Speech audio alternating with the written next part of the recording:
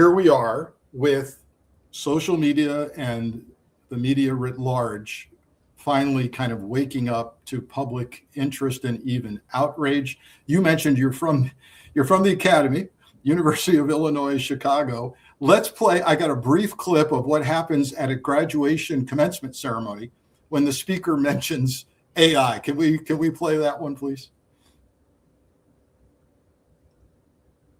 Sean, do we have that one up? Of artificial intelligence is the next industrial revolution. Oh, whoa. What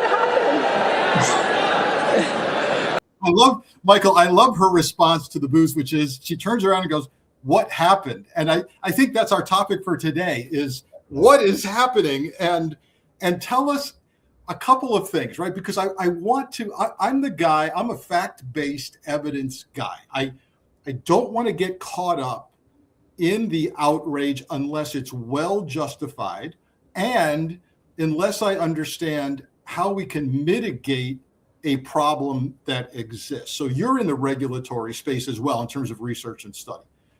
Are we, here's some things I hear about, and then tell us about this. I hear we got to do this because China's going to get out in front of us and it's an existential threat, or we've got, China will kill us if we don't do this. Okay. Number two, I hear data centers use such an outrageous amount of water that it's going to drain us dry. And then I hear, no, that's not true. The water is reused. Then I have stories of older data centers like Virginia that are using generators and polluting the air, and the neighbors have constant noise. Help us with all of that. So if I had been behind her when she was giving that commencement speech and she had asked that same question, what happened? I would have, to begin, my answer to you, I would have said something like, well, you've used the wrong word with this audience, right? So think about who she's talking to. This is a commencement speech that went viral just probably a month ago or so, right? Like, this is a set of students who started college 4 years ago, right? They started college right as this technology was peeking its head over the horizon. Right. They started college when today, 2026, 2027, to them was supposed to be about good prospects for jobs. Right? Yeah. Those students who were in STEM, specifically in computer science and electrical engineering, they had a friction-free path to really great opportunities, as did many of those who were pursuing, say, business degrees or were pre-law. What's happened over those 4 years, right? This technology has come along, and with each iteration, the technology has become better and better at doing the things that those students would have been hired to do in many instances. And so that's one of the reasons that those kids, and probably those boos are probably coming from some parents too. That's one of the reasons that she got that kind of response, right? And so that specific word for that particular audience was just the wrong mix, the wrong combination. Right. You're asking as well, though, about the intensity, right? Like, this is a visceral response. This is an emotional response. This is not people standing up to articulate, coldly fact-based critiques. This is people getting red in the face, screaming, "I'm very upset," right? And in many instances, acting out as well. And the way that I explain that right now, at least in part, is to say that our basic understanding of the technologies here, right? The various models, our engagement with them, it's just starting to take off. Right. There's still too many of us that have been informed about artificial intelligence more often than not through pop culture, yes, than have been informed about how to use this technology and what it does and the pros and cons of it through more formal experiences, either through training on the job or through institutions like ours. We're working to change that. But, think about artificial intelligence as it's been expressed in pop culture. We've got literally 100 years worth of these stories. Like I was saying, the term and the concept is born in the mid 20th century, but the first artificial intelligence movie, which was dystopian, that takes us all the way back to Metropolis. That's Fritz Lang in 1927, right? So Right. literally 100 years of stories Yeah. repeating themselves, saying that when machines start thinking, it's going down the drain.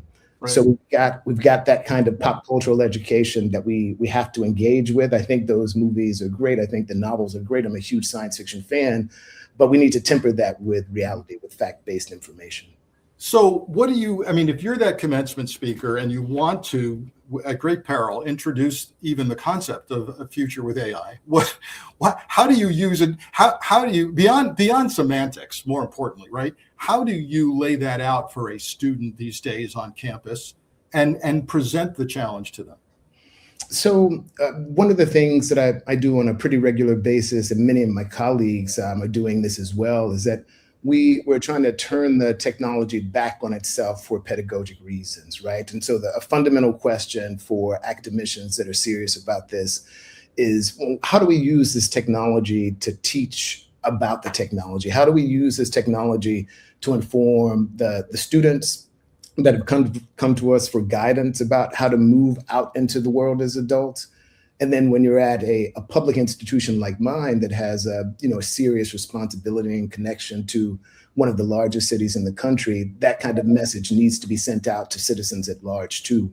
And so I'm not sure that I would have delivered an AI themed commencement speech, even though this is my bread and butter. Yeah. But I think I would have maybe later on in the speech said something about how I used artificial intelligence to do meaningful things, not just in preparation for that talk. Yes. But, I've used it to create learning plans for my 12-year-old daughter. Yes. I've used it to help me re-engage with things that, say, I haven't studied in 10 or 20 years that I need to get up to speed on. Got it. Right? I mean, they're practical ways to fold it into life. And so I think I would have given examples like those. Right. So to kind of frame this discussion, it seems to me, tell me if I'm wrong, that look, this is here to stay. It's growing exponentially. It's coming at us at warp speed.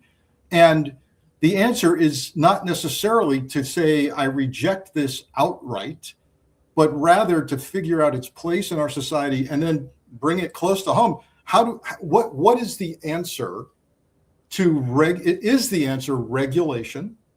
If so, what does that look like? And give me the truths and the untruths about water, lies about jobs. Is this really going to produce jobs for our communities? Is it not going to suck our water out? What are we going to be living with, and how do we regulate? Right. So I do think that regulation can and should play an important part and role in integrating artificial intelligence in a more meaningful way into our lives. We don't want to just release this technology willy-nilly into the world. Unfortunately, that's kind of what's been happening, right? And that's despite the fact that the companies that created their technology in many instances have said, hey, there are huge implications connected to this. And as a society, we need to be thinking about how to incorporate it in meaningful ways so that we minimize the harm to society at large and individuals generally, especially marginalized communities that are already right on the cusp.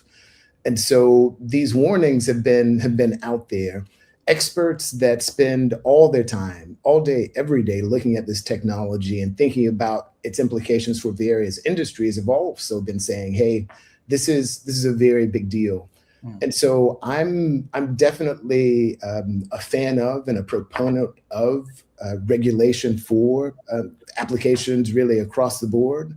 I mean, I think that's easier said than done, though, at the same time, right?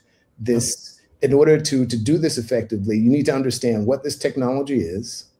You need to understand where various industries and pockets of society are with their uptake of the technology. You need to understand as well things that I think maybe only a handful of statesmen and stateswomen really do understand. Like, even if you've got a grip on all of those things, you can't just write a bill and expect it to become law and then effectively govern the technology, right? There's a lot of nuance there. And when you've got a situation like we do in our country, in which there's a whole lot of daylight between the position of federal authorities, especially the administration, and state authorities, right? Here in Illinois, in California, in New York, when you've got that kind of mismatch in views here, really the odds of effective regulation coming online kind of fall off the cliff.